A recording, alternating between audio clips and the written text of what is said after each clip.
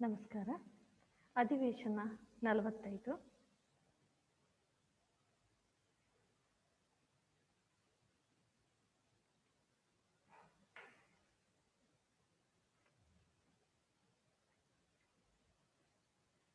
ನಾವು ಕವಿ ಪರಿಚಯ ಮಾಡಿಕೊಳ್ಳೋದಕ್ಕಿಂತ ಮುಂಚೆ ಒಂದೆರಡು ಪ್ರಶ್ನೆಗಳು. 12ನೇ ಶತಮಾನದಲ್ಲಿ ಒಂದು ಕ್ರಾಂತಿ ಜರುಗಿತು, ಸಾಮಾಜಿಕ ಕ್ರಾಂತಿ.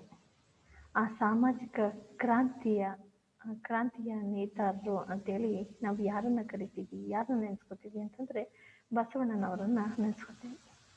12ನೇ ಶತಮಾನದಲ್ಲಿ ಸಾಕಷ್ಟು ಜನ ವಚನಕಾರರು ಸೃಷ್ಟಿಯಾಗ್ತಾರೆ. ಅಂದರೆ ನಾವು ಕಾಣ್ಬೋದು, ಈ ಸಾಮಾಜಿಕ ಕ್ರಾಂತಿಗೆ ಕಾರಣಕರ್ತರಾಗಿದ್ದಂತಹ ಮತ್ತು ವಚನ ಸಾಹಿತ್ಯದ ಮೂಲಕ ಸಮಾನತೆಯ ಬಗ್ಗೆ ಮತ್ತು ಸ್ತ್ರೀ ಸಮಾನತೆಗಾಗಿ ಸಾಕಷ್ಟು ಶ್ರಮಿಸಿದಂತಹ ಬಸವಣ್ಣವರ ಒಂದಷ್ಟು ವಿಚಾರಗಳನ್ನು ನಾವಿಂದು ಅಧ್ಯಯನ ಮಾಡ್ತಾ ಇದ್ದೀವಿ.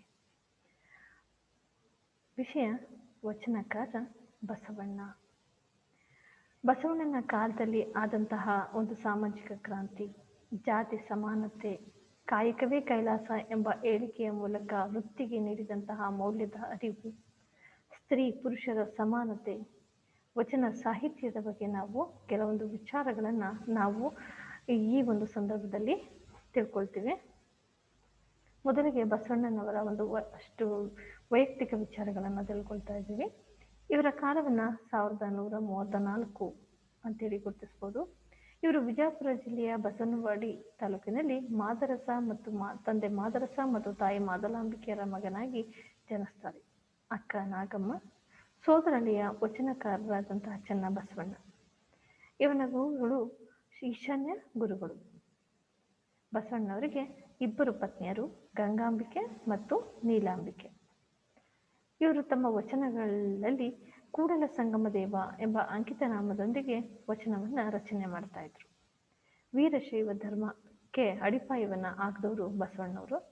ವಿಶ್ವ ಸಾಹಿತ್ಯಕ್ಕೆ ಕನ್ನಡದ ಕೊಡುಗೆಯನ್ನು ನೀಡಿದ್ದು ವಚನಗಳು. ಇವರು ಜುಲೈ 7, 1169ರಲ್ಲಿ ಕೂಡಲ ಸಂಗಮದಲ್ಲಿ ಲಿಂಗೈಕ್ಯರಾಗ್ತಾರೆ. ಇವರಿಗೆ ಸಾಕಷ್ಟು ಅಂದರೆ ಜಗಜ್ಯೋತಿ ಬಸವಣ್ಣನವರಿಗೆ ಸಾಕಷ್ಟು ರೀತಿಯಲ್ಲಿ ನಾನಾ ರೀತಿಯಲ್ಲಿ ಕರೀತಾರೆ. ಈಗ ಜಗಜ್ಯೋತಿ ಬಸವಣ್ಣ, ಕ್ರಾಂತಿಯೋಗಿ ಬಸವಣ್ಣ, ಭಕ್ತಿ ಭಂಡಾರಿ ಬಸವಣ್ಣ, ಮಹಾ ಮಾನವತಾವಾದಿ, ಹಿಂದೂ ತತ್ವಜ್ಞಾನಿ, ಸಮಾಜ ಸುಧಾರಕ, ನಿತ್ಯ ದಾಸೋಹ ನಡೆಸಿ ಸರ್ವರಿಂದ ದಾನಗುಣಿ ಅಂತೇಳಿ ಕೂಡ ಕರೆಸ್ಕೊಂಡಿದ್ದಾರೆ. ಕಲ್ಯಾಣದಲ್ಲಿ ಅನುಭವ ಮಂಟಪವನ್ನು ಸ್ಥಾಪಿಸಿ ಅಧ್ಯಕ್ಷನಾಗಿ ಅಲ್ಲಮ್ಮ ಪ್ರಭುವನ್ನು ಕೂರಿಸಿದ್ರು. ನಂತರ ಶೂನ್ಯ ಸಿಂಹಾಸನವನ್ನು ಕೂಡ ನೀಡಿದ್ರು. ನಾವಿವಾಗ ವಚನ ಸಾಹಿತ್ಯ ಅಂದ್ರೇನು, ಅದರ ಮೊದಲ ರಚನಾಕಾರರು ಹಾಗೂ ವಚನ ಸಾಹಿತ್ಯದ ಬಗ್ಗೆ ಒಂದಷ್ಟು ಮಾಹಿತಿಗಳನ್ನ ತಿಳ್ಕೊಳ್ಳೋಣ. ವಚನ ಅಂತಂದರೆ ಪ್ರಮಾಣ ಅಂತೇಳಿ ಕರಿತೀವಿ. ಆದರೆ ವ್ಯಾಕರಣ ದೃಷ್ಟಿಯಲ್ಲಿ ವಚನ ಅಂತಂದರೆ ಸಂಖ್ಯೆ ಅಂತೇಳಿ ಕರಿತೀವಿ. ಏಕವಚನ, ಬಹುವಚನ, ಆ ರೀತಿಯಲ್ಲಿ.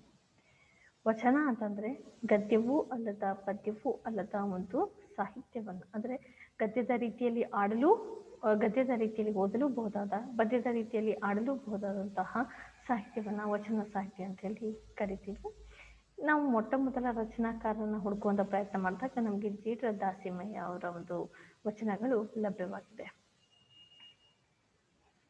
ಬಸವಣ್ಣನವರ ಬಾಲ್ಯದ ಬಗ್ಗೆ ಒಂದಷ್ಟು ವಿಚಾರಗಳು.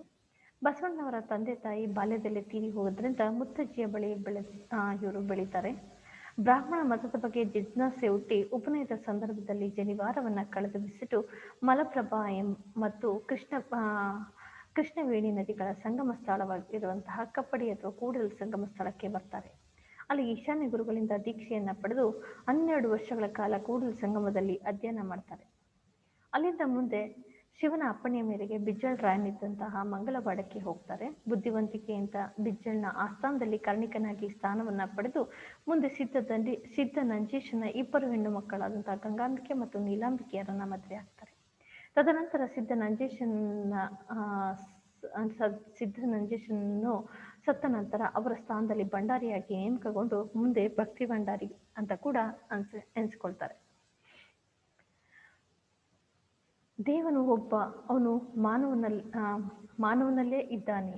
ಹೊರತು ಗುಂಡಾರಗಳಲ್ಲಿ ಅಲ್ಲ ಅಂತೇಳಿ ಕೂಡ ಹೇಳಿದಂಥವ್ರು ಬಸವಣ್ಣವರು. ಸಮಾನತೆ, ಕಾಯಕ, ದಾಸೋಹ ತತ್ವಗಳನ್ನು ರೂಪಿಸಿದವರು ಬಸವಣ್ಣವರು. ಜಾತಿ, ಮತ, ಲಿಂಗ ಭೇದಗಳನ್ನು ತಿರಸ್ಕರಿಸಿ ಸಾಮಾಜಿಕ ಕ್ರಾಂತಿಗೆ ಕಾರಣಕರ್ತರಾದವರು ಬಸವಣ್ಣವರು. ಕನ್ನಡ ಸಾಹಿತ್ಯಕ್ಕೆ ವಚನಗಳ ಮೂಲಕ ಬಸವಣ್ಣವರ ಕೊಡುಗೆ ಬಹಳ ಅಪಾರವಾದದ್ದು. ಬಸವಣ್ಣವರು ವಚನಗಳಲ್ಲದೆ ಷಟ್ಸ್ಥಲ ವಚನ, ಕಾಲಜ್ಞಾನ ವಚನ, ಮಂತ್ರಗೋಪ್ಯ, ಶಿಖಾರತ್ನ ವಚನ ಎಂಬ ಗ್ರಂಥಗಳನ್ನು ಕೂಡ ಬರೆದಿದ್ದಾರೆ. ಇವರ ವಚನಗಳಲ್ಲಿ ಕೆಲವೊಂದಷ್ಟು ವೈಶಿಷ್ಟ್ಯಗಳಿದೆ. ಯಾವುದು ಅಂತಂದರೆ, ಇವರ ವಚನಗಳು ಸದಾಚಾರ ಸ್ಮೃತಿಗಳಾಗಿರುತ್ತೆ.